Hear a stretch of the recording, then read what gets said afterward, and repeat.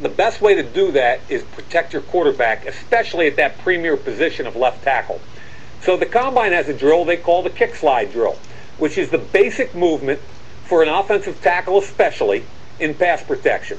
So what happens in the drill is that offensive linemen get 2 shots out of it.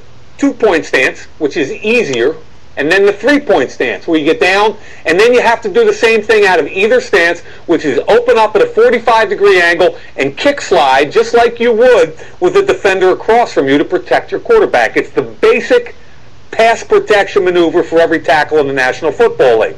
So the way the drill is set up is that you've got a lineman across from you, and there's a bag about 12 yards back at an angle. And what you need to do is to open up, and as that lineman comes at you, you start your kick slide, 45-degree angle, punching, and I don't want to see the heavy-legged waist benders, and you don't want to see guys standing up high. You want to see natural benders, guys that can drop their hips, bend their knees while they're sliding to protect their quarterback. So they're punching the defender, they're staying underneath him, and then when that defender gets even, you turn with your inside arm, you grab and you push him by your quarterback. You run him right by that dummy at 12 yards. So what it shows is the ability for an offensive tackle to get out of his stance on a 45-degree angle, keeping great balance. Remember, not too high, don't bend and reach, sit into it, punch, slide, and when he gets equal to you, drive that underneath arm up on him and run him past your quarterback. If you can do that, you can make an awful lot of money in the National Football League. Just ask Joe Thomas, the offensive tackle from Wisconsin, one of the best I ever saw at the offensive tackle kick slide drill at the Combine.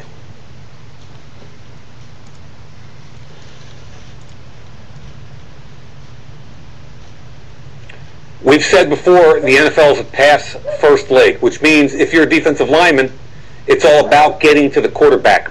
And there's one drill that I particularly like for defensive linemen. And basically, there are 2 moves that every defensive lineman and linebacker rushing the quarterback have to be able to use. One's a rip, one's a swim. 2 different techniques. They're basic and they're simple, and you're going to get 2 shots at this. The first one, you're going to go to your left, and you're going to demonstrate a rip technique, which is you're dipping, trying to come underneath that tackle, you're ripping your inside arm, trying to get under and around that tackle to the quarterback. The next one is you're going to attack that tackle with your outside arm, and then you're going to swim over top. Swim technique. So you're trying to get them off balance and then swim, get skinny, and get around them. Those techniques aren't quite as important as running the arc. Okay, what the scouts and the coaches really want to see, and they're going to set up a bag about 4 yards away from you, simulating that offensive tackle. And they want you to get into your stance, and they want to see first step explosion. Remember, there's going to be a coach standing there with what looks like a broom with a football attached to the end of it. And when he moves that broom and the ball moves, you get off.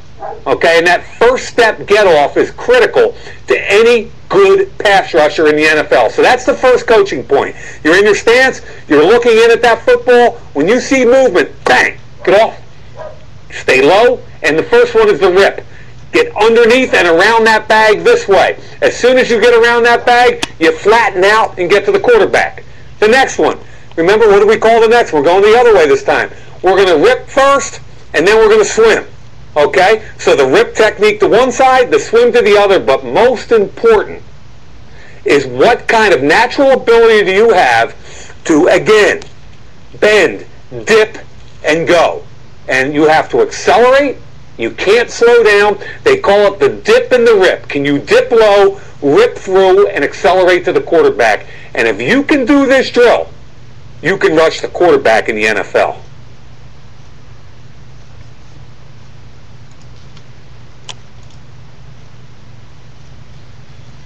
My favorite drill for linebackers is the pass drop and hip rotation drill. And I can watch tape, and I can tell if a guy's tough, I can tell if he's instinctive, but what I really want to see in this drill is I want to see if a guy's a 3-down linebacker. Okay, it's great if you can be a 2-down guy against run, but how are you in the pass game, especially in today's NFL where we're throwing the ball more and more? And what this drill is exactly this. A coach stands across, starts you in a back pedal, 5 yards. Then he's going to give you a direction one way or the other. Open your hips, drive in that direction. He's going to give you a series of 3 more changes of direction.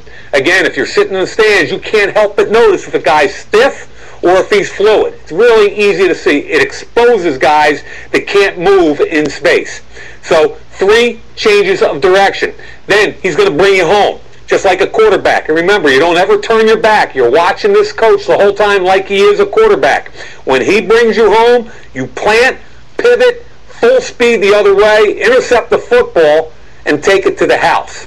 Now, it's pretty simple to see the guys that can change from a 4-3 defensive end to a 3-4 outside linebacker. And one of my favorites of the week is what they call the conversion guys. Guys that used to have their hand in the dirt, can they stand up and play linebacker? At the 2009 Combine, Robert Ayers from Tennessee, Larry English, they were 2 guys that ended up both going in the first round. They were college defensive ends, but in this particular drill, they convinced coaches and scouts that they could stand up and be effective on all 3 downs in the NFL.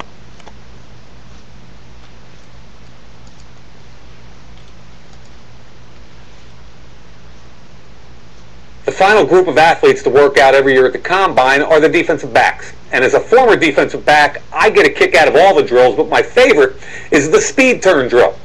What happens is a coach will start a defensive back in a pedal, a back pedal. Basis for everything a defensive back does, 5 yards to 10 yards. Then he'll bring them back towards himself. So you're changing directions out of your pedal, you're coming towards the coach, and then he's going to give you a speed turn direction. Like you're in man-to-man, it's a double move. You've got to plant, pivot, keep those hips and weight down, turn, and go.